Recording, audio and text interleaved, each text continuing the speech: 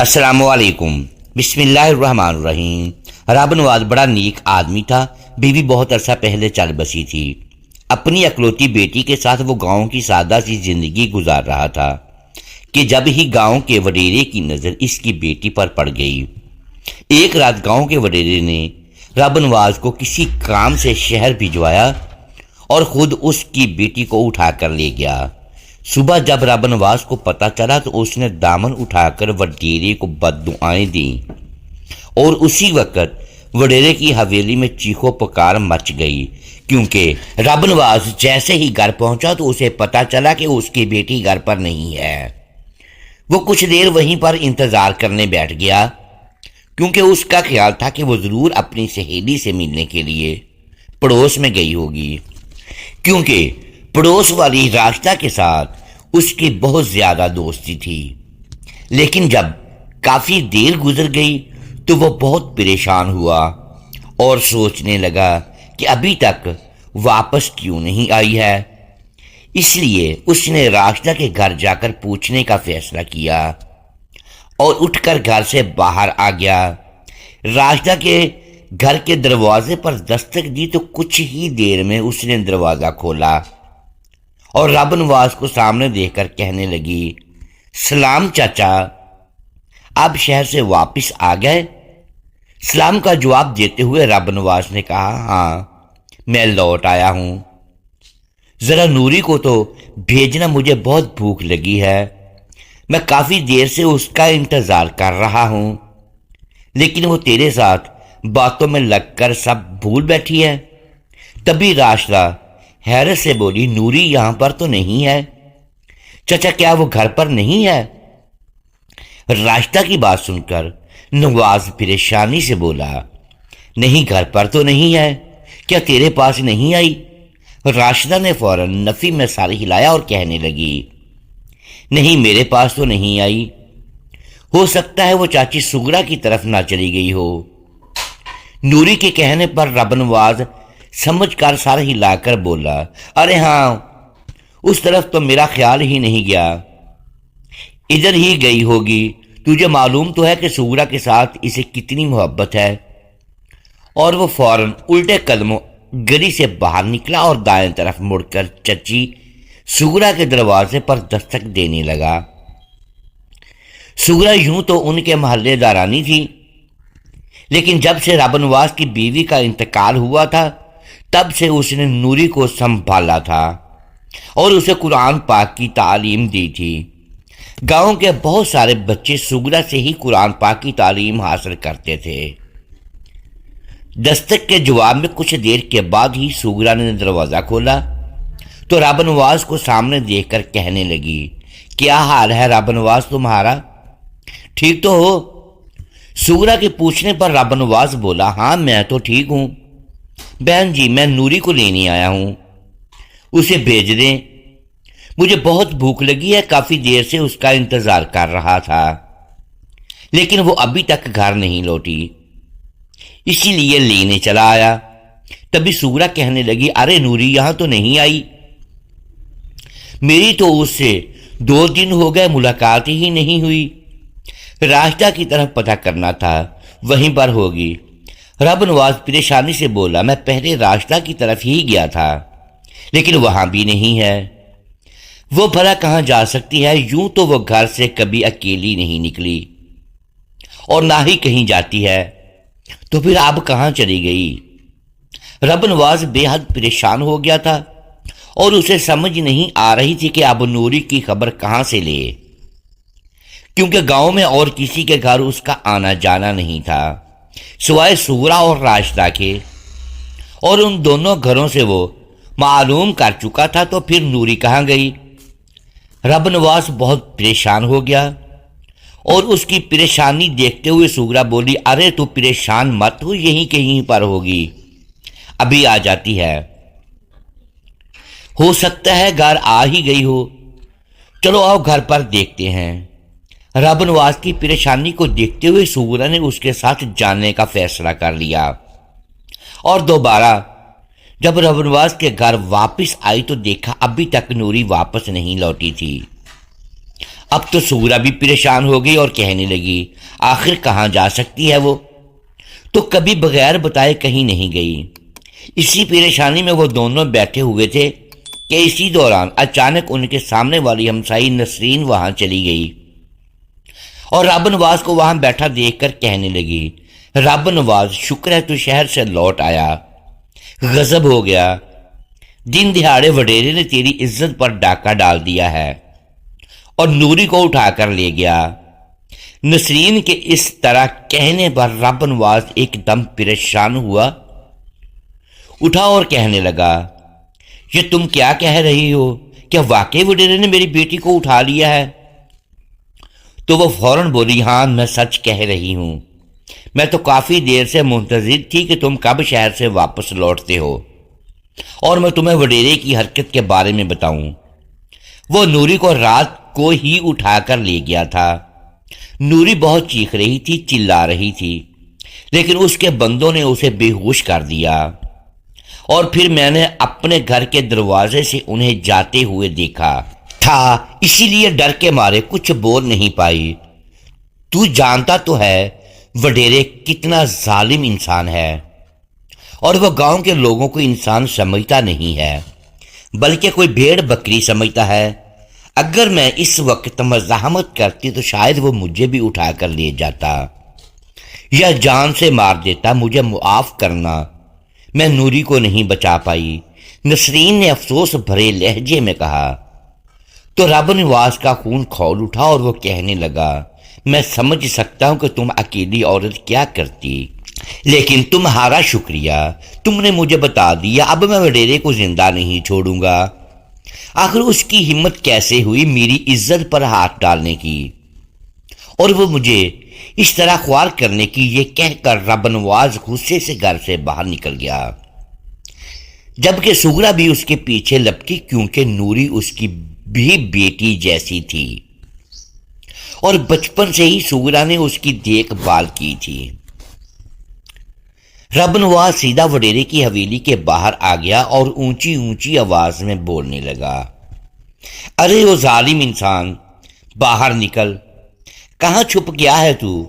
کہاں بیٹھا ہوا ہے؟ ادھر آ، سامنے آ کر مجھ سے بات کر، تیری ہمت کیسے ہوئی میری بیٹی کی عزت پر ہاتھ ڈالنے کی اور اسے میرے گھر سے اٹھانے کی؟ تو ہوتا کون ہے ہمارے ساتھ یہ سب کچھ کرنے والا؟ رب نواز نے بڑے غصے سے وڈیرے کے گھر کے باہر کھڑے ہو کر جب زور زور سے کہا تو وڈیرا ابھی اپنی مونچھوں کو تاؤ دیتا ہوا حویلی سے باہر نکلا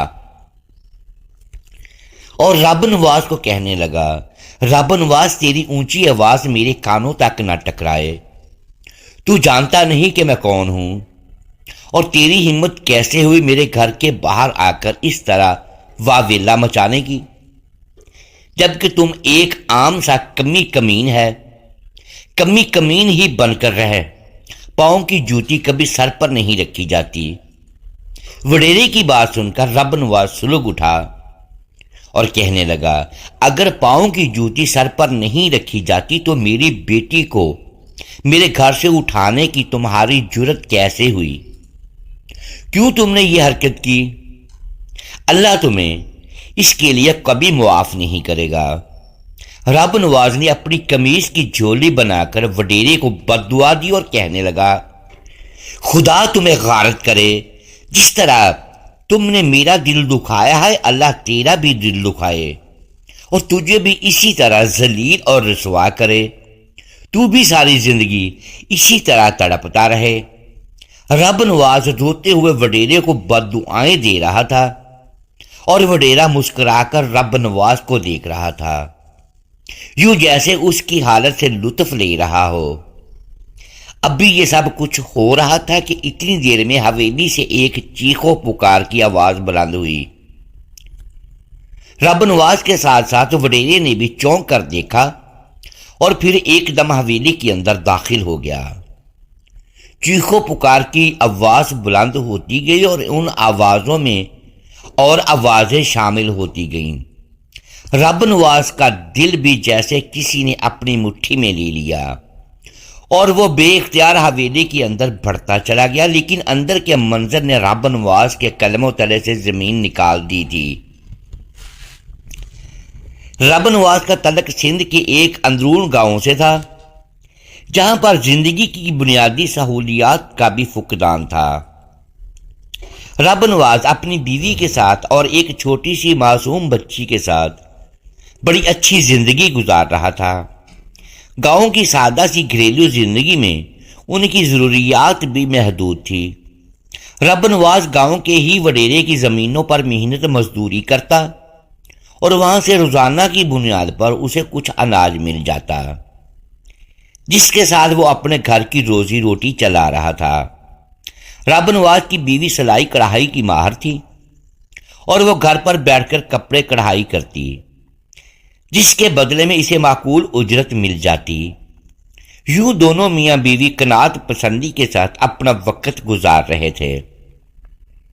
لیکن اچانک ہی گاؤں میں ہیضے کی وبا پھوٹنے کی وجہ سے رب نواز کی بیوی بھی اس وبا کی لپیٹ میں آ گئی۔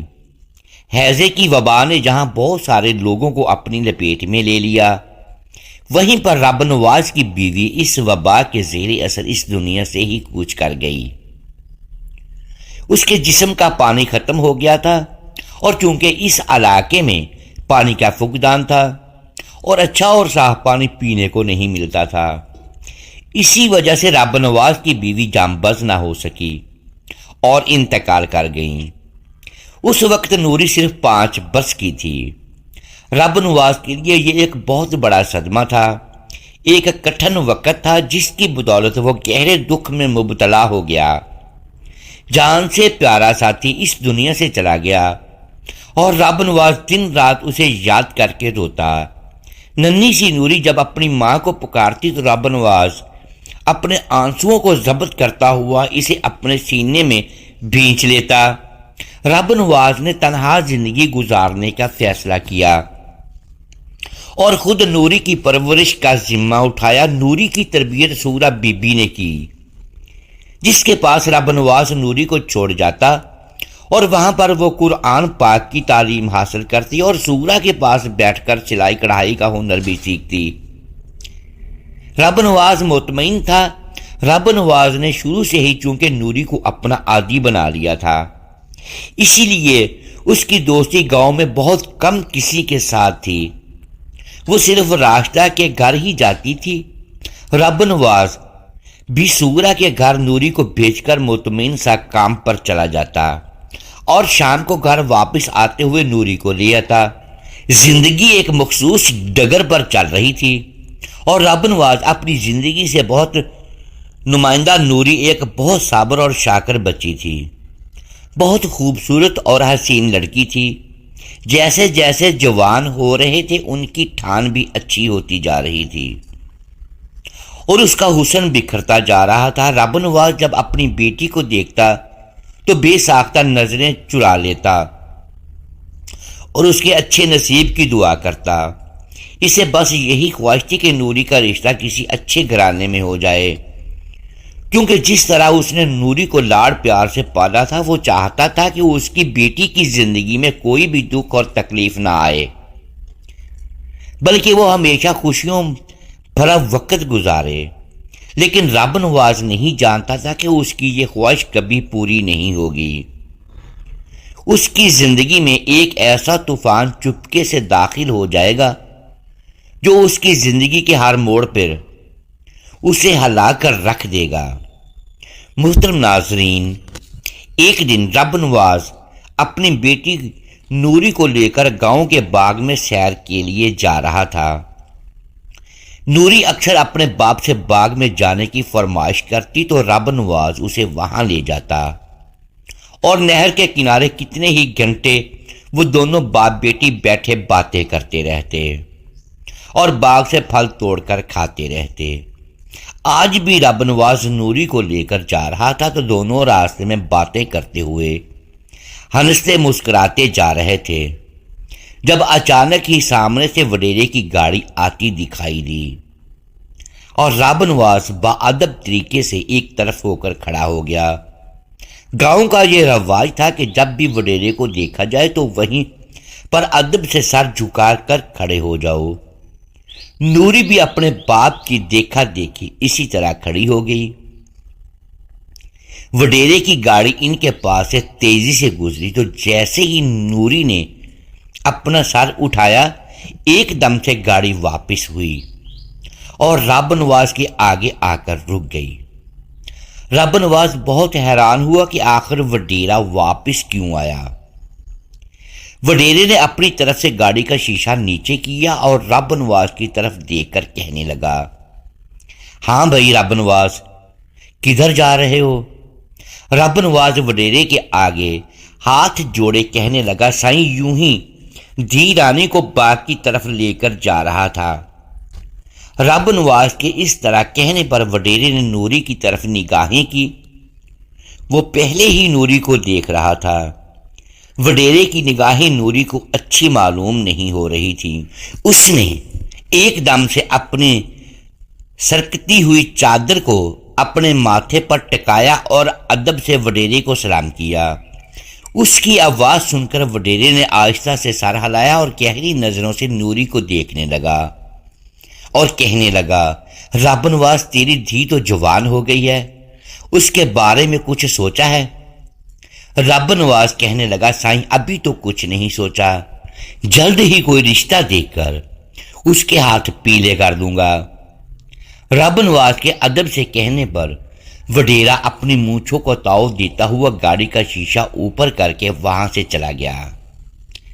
جبکہ اس کے جانے کے بعد نوری نے ناگواری سے اپنے باپ سے کہا، ابا وڈیرے کی نظر اچھی نہیں ہے، وہ مجھے بڑی عجیب نظروں سے دیکھ رہا تھا، مجھے غصہ آ رہا تھا۔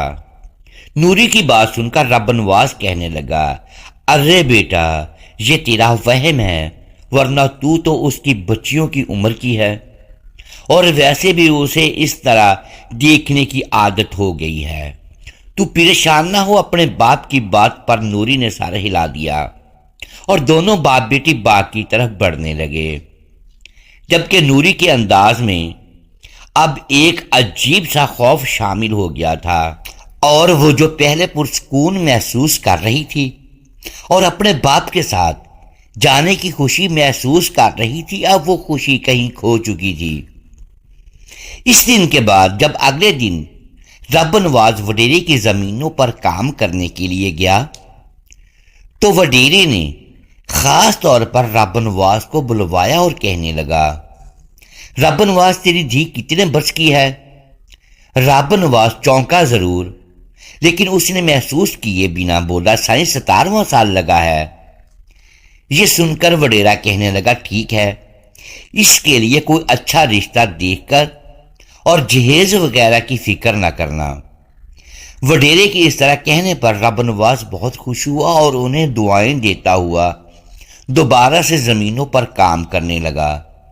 رب نواز کو خود نوری کے رشتے کی بہت زیادہ فکر تھی، لیکن وہ بھی نوری کو اتنی جلدی خود سے دور نہیں کرنا چاہتا تھا، لیکن اس کے پاس واحد نوری کا رشتہ تھا اور وہ اس رشتے کو جلد کھونا نہیں چاہتا تھا۔ اس دن کے بعد وڈیرا اکثر رب نواز کو بلوا لیتا اور ادھر ادھر کی باتوں کے بعد نوری کا پوچھنے لگتا اور رب نواز اپنی سادگی میں اسے بتا دیتا۔ آج بھی جب وڈیرا کھیتوں میں آیا تو اس نے رب نواز کو کام کرتے ہوئے دیکھا تو پرسوچ نظروں سے کافی دیر اس کی طرف دیکھتا رہا اور پھر ایک دم اسے اپنے پاس بلوایا۔ رب نواز دونوں ہاتھ جوڑے ہوئے ادب سے وڈیرے کے قریب آیا تو وڈیرا کہنے لگا، رب نواز شہر میں کچھ میرا کام ہے، شہر والی کوٹھی میں تمہیں جانا ہوگا، تم ایسا کرو آج شہر کے لیے نکل جاؤ، کام کر کے کل واپس آ جانا۔ وڈیرے کے کہنے پر رب نواز نے سر ہلا دیا اور ادب سے بولا، سائیں میں چلا جاؤں گا، آپ مجھے کام بتا دیں۔ وڈیرے نے اپنے خاص ملازم کو اشارہ کیا تو اس نے بھی سمجھ کر رب نواز سے کہا، تم ایسا کرو مجھ سے حویلی آ کر ملو، میں کام سمجھا دیتا ہوں۔ رب نواز فوراً سر ہلا گیا۔ رب نواز اسی دن شام کو نوری کو بتا کے شہر کے لیے روانہ ہو گیا، جبکہ نوری اپنے باپ کے جانے کے بعد بے حد اداس تھی۔ یہ پہلا موقع تھا جب وہ اداسی کے ساتھ ساتھ پریشانی اور عجیب سے خوف کا شکار تھی۔ اسے اپنے ہی گھر سے ایک عجیب سا خوف محسوس ہو رہا تھا۔ پہلے نوری نے سوچا کہ راستہ کی طرف چلی جاتی ہوں، لیکن پھر اسے یہی خیال آیا کہ اب تو راستہ کا ابا بھی گھر آ گیا ہوگا اور وہ اپنے ابا سے بہت ڈرتی ہے، اسی لیے نوری نے وہاں جانے کا ارادہ ترک کر دیا اور پھر گھر کا دروازہ اچھی طرح بند کر کے کمرے میں چلی گئی۔ کچھ دیر ٹی وی لگا کر ادھر ادھر دھیان کرتی رہی، لیکن نہ جانے کیا بات تھی، آج اس کا دل عجیب طرح سے بے چین تھا۔ اور پھر تھوڑی ہی دیر کے بعد جب دروازے پر ایک زوردار دستک ہوئی تو نوری بے اختیار چونک اٹھی۔ گھڑی پر نگاہ کی تو 10 بج رہے تھے، اور گاؤں میں رات 10 بجے کا وقت بہت زیادہ ہوتا ہے۔ اس وقت تک آدھا گاؤں سو چکا تھا۔ نوری حیران ہوتی ہوئی دروازے پر آئی اور احتیاطاً پوچھا کون ہے۔ تبھی دروازے کے پار سے آواز سنائی دی، وڈیرے کی حویلی سے آیا ہوں، یہ کچھ سامان ہے، پکڑ لیں۔ نوری نے سن کر حیرانی سے کچھ دیر سوچا، لیکن پھر دروازہ کھول دیا، اور دروازہ کھولتے ہی وڈیرا ایک دم اندر داخل ہوا اور نوری سے کہنے لگا، اتنے دنوں سے تمہیں حاصل کرنے کا سوچ رہا تھا اور آج موقع ملا ہے۔ بڑی مشکلوں سے تمہارے باپ کو شہر بھجوایا ہے، اب میں یہ موقع کھونا نہیں چاہتا۔ چلو میرے ساتھ چلو، میں تمہیں حویلی لے کے جا رہا ہوں، وہاں تمہیں رانی بنا کے رکھوں گا۔ وڈیرے کی بات سن کر نوری کے قدموں تلے سے زمین نکل گئی اور وہ کہنے لگی، خدا کا واسطہ ہے سائیں، مجھ پر رحم کریں، آپ مجھے حویلی کیوں لے کر جا رہے ہیں؟ جبکہ وڈیرا کہنے لگا، تم مجھے پہلی نظر میں اچھی لگی اور میں ہر اس چیز کو حاصل کر لیتا ہوں جو مجھے پسند آ جائے، اسی لیے زیادہ نخرے مت کرو، تو اچھی طرح جانتی ہے کہ میں کتنا طاقتور اور با اثر انسان ہوں۔ نوری نے بہت مزاحمت کی، وڈیرے کے پیروں میں گر گئی، اس کی منت سماجت کی، اسے واسطے دیے، روئی تڑپی چیخی چلائی، لیکن وڈیرے کو اس کے اوپر ذرا بھی رحم نہیں آیا اور اس کے کارندے نوری کو دونوں طرف سے تھام کر زبردستی گاڑی میں بٹھا کر لے گئے۔ حویلی میں لانے کے بعد نوری کو اس خاص کمرے میں پہنچا دیا گیا جسے وڈیرے نے حویلی سے الگ تھلگ اپنی عیاشی کے لیے مخصوص کر رکھا تھا، اور وہاں پر صرف وہی لڑکیاں لائی جاتی تھیں جو وڈیرے کی مہمان ہوتی تھیں اور 1 یا 2 راتیں رک کر چلی جاتی، یا وڈیرا انہیں کہیں بھجوا دیتا۔ نوری اس کمرے میں خوف زدہ حالت میں بیٹھی ہوئی تھی اور وہ شدید پریشان تھی، اپنے باپ کو یاد کر کے رو رہی تھی اور بار بار مدد کے لیے پکار رہی تھی، لیکن حویلی کے اس حصے کی طرف کوئی آتا جاتا ہی نہیں تھا سوائے وڈیرے کے چند خاص ملازموں کے جو اس کے سارے کالے کاموں سے واقف تھے۔ اس وقت بھی وہاں پر وہی 2 ملازم موجود تھے، لیکن وہ تو گونگے اور بہرے تھے، نہ انہیں بولنے کا حق تھا اور نہ ہی انہیں سننے کا حق دیا گیا۔ نوری چیخ چیخ کر اب تھک چکی تھی، تبھی آدھی رات کے وقت نشے میں دھت وڈیرا لڑکھڑاتے ہوئے قدموں کے ساتھ چل کر آیا تو نوری لرز کے رہ گئی اور کہنے لگی، خبردار جو تم میرے قریب آئے، تم نے مجھے ہاتھ بھی لگایا تو میں تمہارا حشر خراب کر دوں گی۔ گج وڈیرا اس کی بات سن کر زور سے کہکے لگا کر ہنسنے لگا، لیکن قدم قدم نوری کی طرف بڑھتا رہا۔ نوری روتے ہوئے کہنے لگی، تمہیں خدا کا واسطہ ہے مجھے بخش دو، میری عمر کی تمہاری اپنی بیٹی ہے، تمہارے بچے ہیں، آخر تم میرے ساتھ ایسا کیوں کر رہے ہو؟ تمہیں ذرا بھی شرم نہیں آتی؟ نوری نے وڈیرے کو بہت شرم دلانے کی کوشش کی، لیکن وڈیرے نے نوری کو اپنا حق سمجھا اور زبردستی اسے اپنا حق وصول کر لیا۔ نوری کی عزت کو پامال کر کے وڈیرا فتح سے سرشار ہو کر وہاں سے نکل چکا تھا، جبکہ نوری اپنے بکھرے وجود کو سمیٹتے ہوئے پھوٹ پھوٹ کر رو رہی تھی۔ اس لمحے اس کی آنکھوں میں اتنی وحشت تھی، اتنا درد تھا کہ اگر کوئی بھی درد مند انسان دیکھتا تو وہ آنسو بن کر بہہ جاتا۔ وڈیرے نے تو اپنا مقصد حاصل کر لیا تھا اور نوری اس وقت بکھری حالت میں کمرے میں موجود تھی۔ صبح کے وقت جب رابع نواز شہر سے واپس آیا اور نوری کو نہ پایا، اور پھر جب اسے پتہ چلا کہ نوری کو وڈیرا اٹھا کر لے گیا تھا، تو رابع نواز وڈیرے کی حویلی پہنچ گیا اور اسے بددعائیں دینے لگا۔ وڈیرا رابع نواز کو منع کر رہا تھا اور اس کے اوپر اپنی طاقت کا رعب جما رہا تھا۔ اسی دوران جب حویلی سے چیخو پکار کی آواز سنائی دی تو وڈیرا بے اختیار اندر کی طرف بھاگا۔ رابع نواز سے بھی رکا نہیں گیا، وہ بھی اندر کی طرف بھاگا تو سامنے دکھائی دینے والے منظر نے رابع نواز کے قدموں تلے سے زمین نکال دی تھی۔ وڈیرے کا بیٹا جو 12-13 برس کا تھا اس وقت آگ کی لپیٹ میں تھا اور ادھر ادھر آگ بجھانے کی کوشش میں بھاگتا پھر رہا تھا۔ وڈیرا اپنے بیٹے کے قریب گیا اور اس کی آگ بجھانے لگا، لیکن خود اس کے اپنے بھی ہاتھ جل گئے۔ صرف چند لمحوں کا ہی کھیل تھا اور شاید رابع نواز کے دل سے نکلی ہوئی آہ تھی جس نے فوراً عرش کو ہلا کر رکھ دیا۔ وڈیرے کے کرموں کی سزا اس کے بیٹے کو مل گئی اور موقع پر ہی اس کا بیٹا جل کر ختم ہو گیا۔ اتنی درد مندانہ اور اتنی عبرتناک موت نے ہر ایک کو لرزا کر رکھ دیا۔ وڈیرا تو جیسے غم سے پاگل ہو گیا اور اونچی اونچی آواز رونے لگا۔ خود رابع نواز کو بھی شدید صدمہ پہنچا تھا۔ اس ننھی سی جان کا کوئی قصور نہیں تھا، نہ ہی اس نے کوئی گناہ کیا، لیکن اپنے باپ کے گناہوں کا کفارہ اسے ادا کرنا تھا اور بخوبی ادا کر گیا۔ رابع نواز وہاں سے خاموشی سے چلا آیا۔ اسے اللہ کے انصاف کا یقین ہو گیا تھا۔ اس نے گھر آ کر اللہ کے حضور سجدہ کیا اور اپنے لیے اور اپنی بیٹی کے لیے اللہ سے معافی مانگی اور وڈیرے کو ہدایت دینے کے لیے دعا کی۔ وہ سارا دن رابع نواز کا بہت بے چینی سے گزرا۔ اسے نوری کی فکر تھی، لیکن جانتا تھا وڈیرا ابھی غم میں ہے اور اپنے بیٹے کی موت کے صدمے میں مبتلا ہے۔ رابع نواز نوری کو واپس لانا چاہتا تھا، لیکن ابھی اس کی کوئی صورت نظر نہیں آ رہی تھی۔ سارے گاؤں میں یہ وحشتناک خبر پھیل چکی تھی کہ وڈیرے کا بیٹا آگ میں جھلس کر مر گیا، اور یہ سب کچھ اتنا ہی اچانک ہوا کہ کسی کو بھی اسے بچانے کا موقع نہ مل سکا۔